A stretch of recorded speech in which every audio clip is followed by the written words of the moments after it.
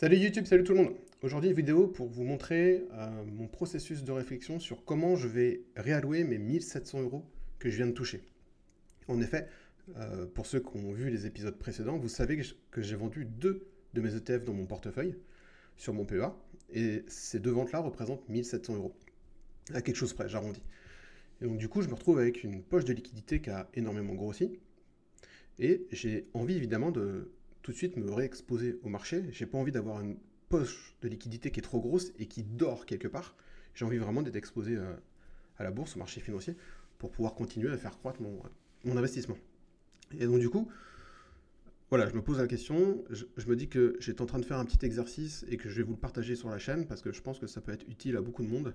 On peut à tout moment dans son investissement en bourse avoir une grosse poche de liquidité. Évidemment, quand on commence, par exemple le premier versement initial qu'on va faire, des fois on peut remettre la main à la poche aussi, on peut avoir des versements ponctuels qui sont assez conséquents. Et va se poser la question de comment finalement les dépenser sur les marchés financiers. Et puis aussi, dans mon exemple, voilà, j'ai fait une vente, j'ai touché des plus-values, mais ça représente une somme qui est non négligeable, encore une fois, quasi 1700 euros sur un investissement à l'heure actuelle où je vous parle qui fait 16 664, donc ça représente plus de 10%. Et donc du coup, j'ai pas envie de rester trop longtemps à côté et off des marchés, on va dire. Et donc du coup, je vous ai fait un petit exercice, on va le voir ensemble. Du coup, on voit que finalement, quand je vais dans mon onglet achat-revente, que mes deux ETF que j'ai revendus là, on voit qu'effectivement, ils représentent une somme de 1691,85 centimes. Donc moi, j'ai arrondi à 1700 euros. Et vous connaissez la team transparence sur cette chaîne. Vous voyez que c'est les deux lignes sont ici, pardon.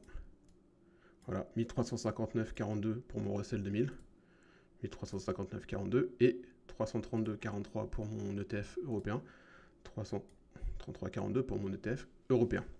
Donc voilà, on est vraiment sur mon compte PEA sur Bourse Direct. Je peux vous montrer, on peut changer tout simplement de page et vous avez mon portefeuille en temps réel. Il faudra juste que je masque mon nom pour éviter de montrer patte blanche sur la vidéo YouTube. Donc du coup voilà. Et en fait, qu'est-ce que j'ai fait? Tout simplement, j'ai décidé donc en fait sur mon fichier Google Sheet de me faire un petit tableau pour mesurer les choses parce que tout ce qu'on peut mesurer, je trouve qu'on peut les optimiser. Et donc du coup, j'ai en fait sur un onglet ici, j'ai copié-collé ma partie ETF et comme ça, je me dis, on va tout simplement travailler sur un onglet à côté sans qu'il y ait d'impact sur mes onglets actuels pour pas tout casser.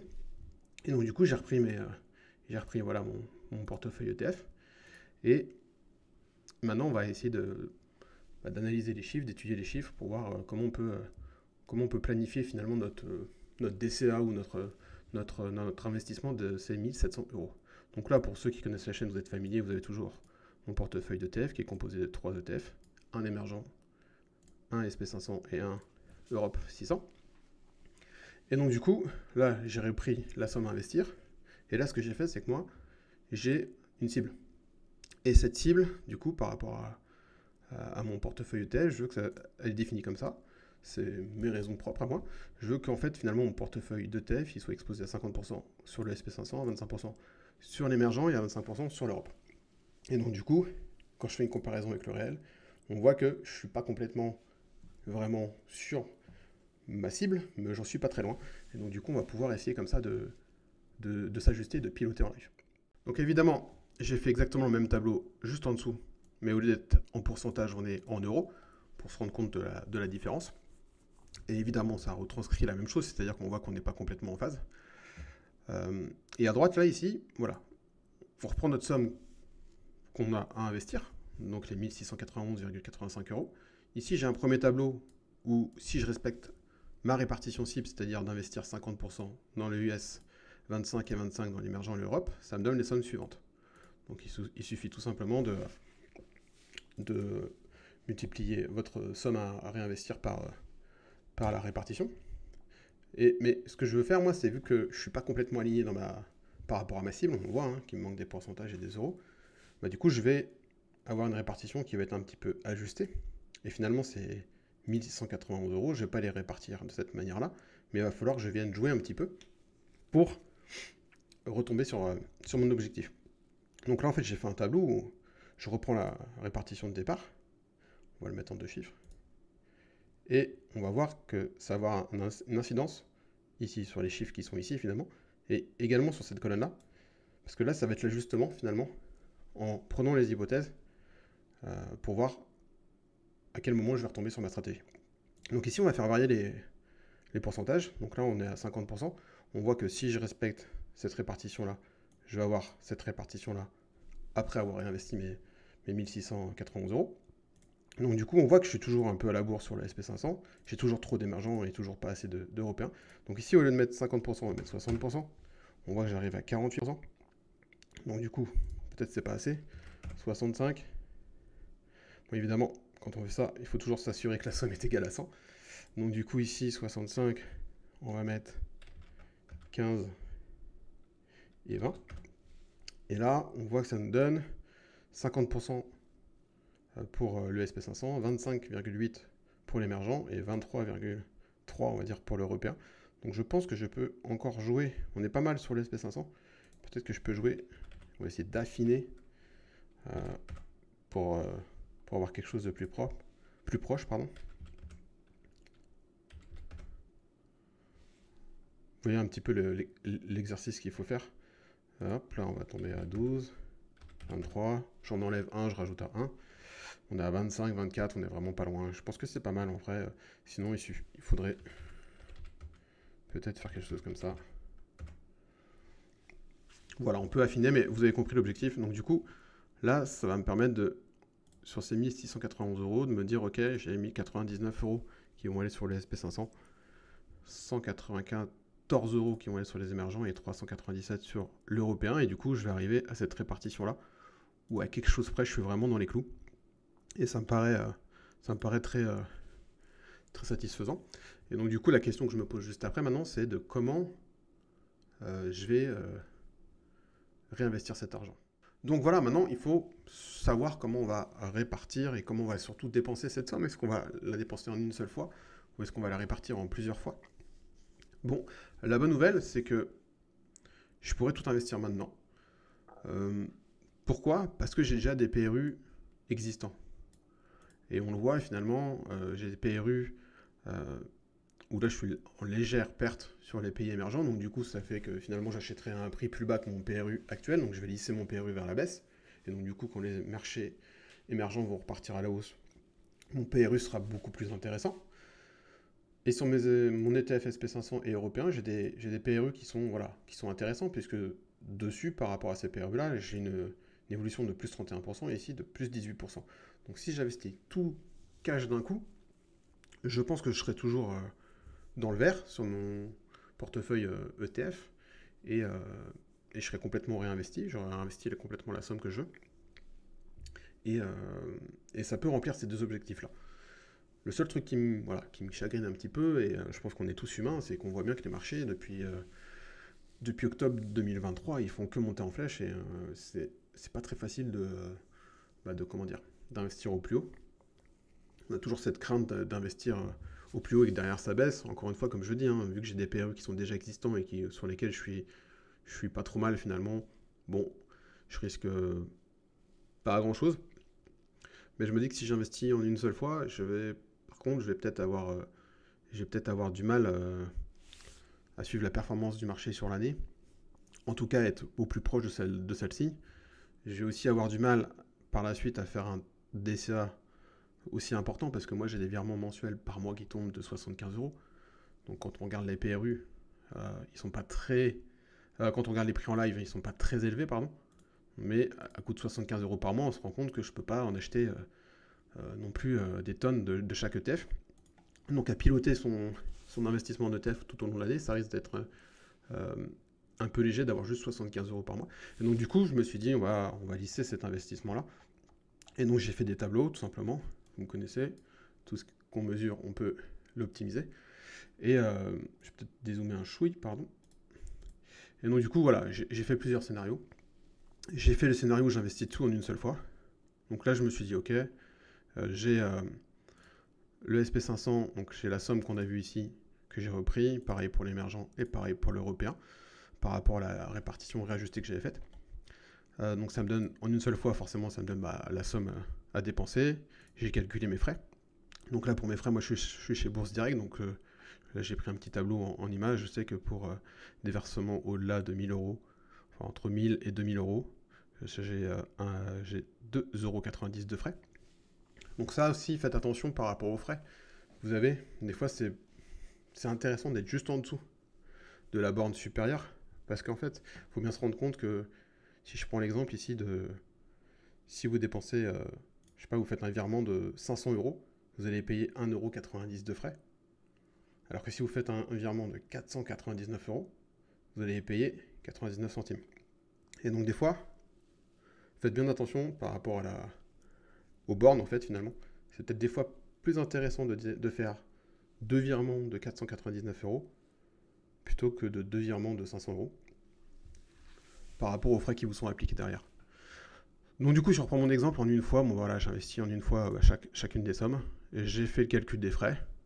Et donc du coup, si je réinvestis 1691 et 85 centimes, j'ai payé 4,86 € de frais, qui représente finalement 0,29% sur la somme totale. Puisque la somme totale est égale forcément aux sommes, plus les frais. Donc voilà, c'est...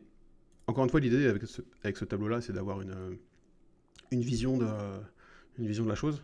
Si je le fais en DCA tous les mois, donc du coup, ça veut dire que tous les mois, il va falloir que je fasse l'effort d'aller acheter ces 3 ETF-là. Donc là, on a le même tableau. Donc c'est juste que les sommes, finalement, on les a divisées par 12. On a le nombre de frais par rapport, encore une fois, à votre courtier. On a la somme qui prend la somme plus les frais. On fait ça pour les 3 ETF. On fait une somme sur l'ensemble des frais. On fait une somme sur l'achat total. Donc ça veut dire que tous les mois, finalement, pour acheter 140,99 € d'ETF, je vais payer 141,69 €, ce qui représente 70 centimes de frais. Donc on voit quand même que sur l'année, ça va vu que je vais faire 12 fois ce mouvement-là, ça va représenter quand même 70 centimes x 12, 8,46 €. Donc on voit entre le DCA mensuel que je fais une fois par mois, mais là je sais que je colle parfaitement à la performance du marché, versus j'investis tout une fois, on a presque doublé en nombre de frais quand même. Bon, au total, ça représente que 0,50%. À vous de voir si c'est important ou pas pour vous, mais bon, au final, pour 0,50%, c'est pas non plus la mort. Et puis voilà, j'ai fait le scénario où on investit tous les 2 mois finalement, 6 mois, et une fois par trimestre. Donc là, voilà, honnêtement, à l'heure d'aujourd'hui, j'ai pas vraiment la réponse sur quoi je vais partir. Évidemment, si vous faites un DCA mensuel, encore une fois, comme on dit, vous allez perdre plus de frais. Est-ce que ça fait du sens d'acheter tous les mois 16,21 € d'ETF émergents et de se taper 8 centimes dessus? Bon, au final, les frais, c'est du prorata, en tout cas, c'est un pourcentage. Donc en fait, sur Bourse Direct, ça ne change pas grand-chose. Est-ce que vous êtes capable de faire l'action vous-même tous les mois? C'est une question qu'il faut se poser, et c'est aussi une question que je vous pose. Est-ce que vous arrivez à être aussi régulier dans votre DCA?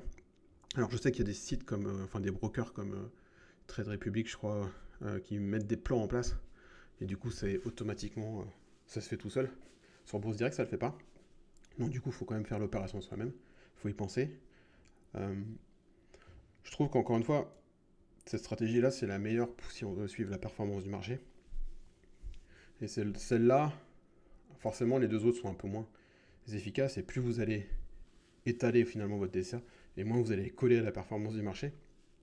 Après, parfois, vous vous y retrouverez peut-être un peu plus, parce que on va tomber dans un timing de marché quelque part.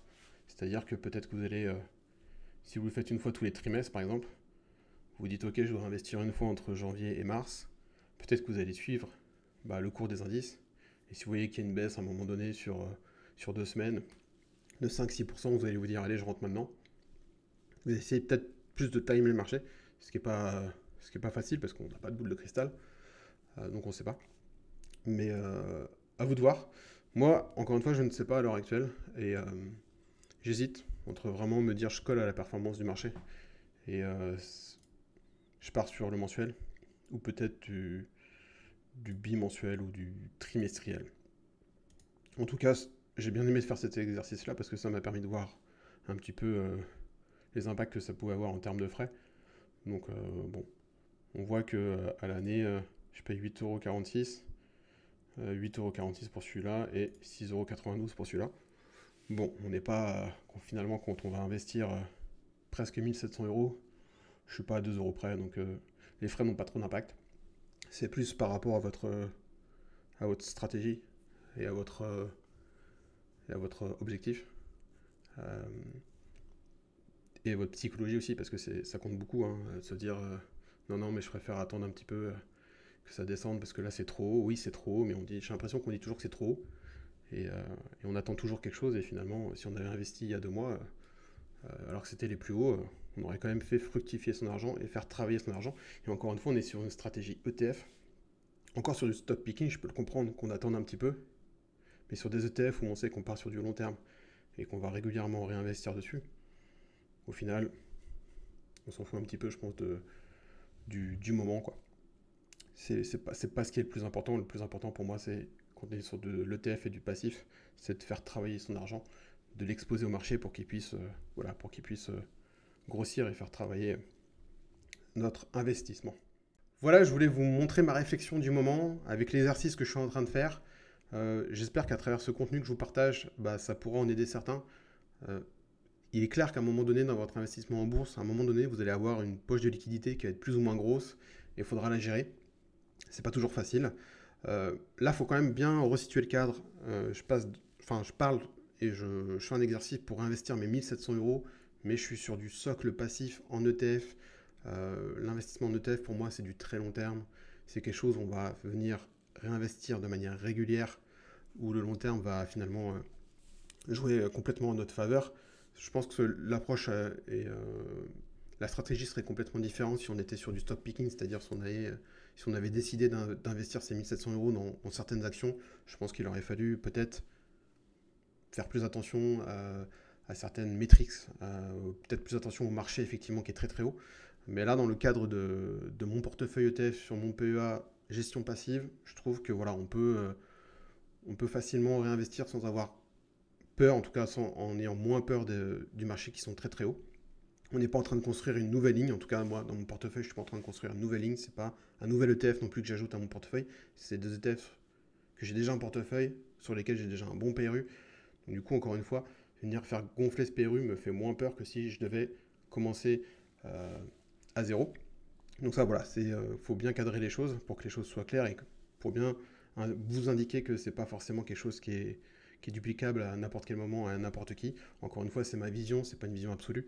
Et d'ailleurs, je vous invite à laisser votre vision en commentaire pour qu'on puisse nourrir les échanges et pour qu'on puisse faire avancer les choses.